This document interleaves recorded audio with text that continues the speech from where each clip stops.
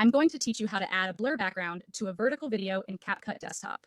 To get started, open the CapCut Desktop app on your computer. Once the program launches, either create a new project or open an existing one, depending on where you are in your editing process.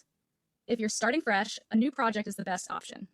If you already have a project in progress, simply open it and continue from there. Next, add your vertical video to the timeline. This is the clip you want to adjust so it fits better inside a wider frame.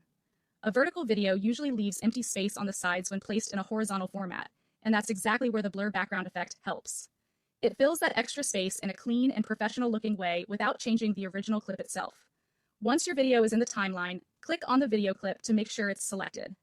Then look below the preview window and locate the ratio button. Click on Ratio, and from the available options, select 16:9. This changes the canvas to a standard horizontal format, which is commonly used for platforms like YouTube and many desktop video projects. After you select 16:9, give CapCut a moment to update the canvas. You should now notice empty space around your vertical video, usually on the left and right sides. That's normal, and the next step will take care of it. Click the video clip on the timeline again to make sure it remains selected. Now move to the right panel and open the Video tab. In that panel, locate the Canvas section. Open the Canvas drop-down menu so you can review the available background options. Among those options, click Blur.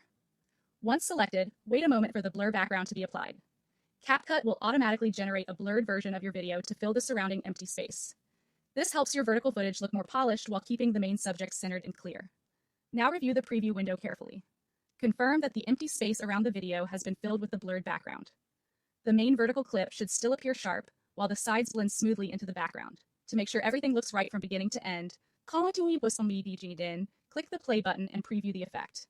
Watch the video for a few moments and confirm that the blur background stays visible throughout the clip.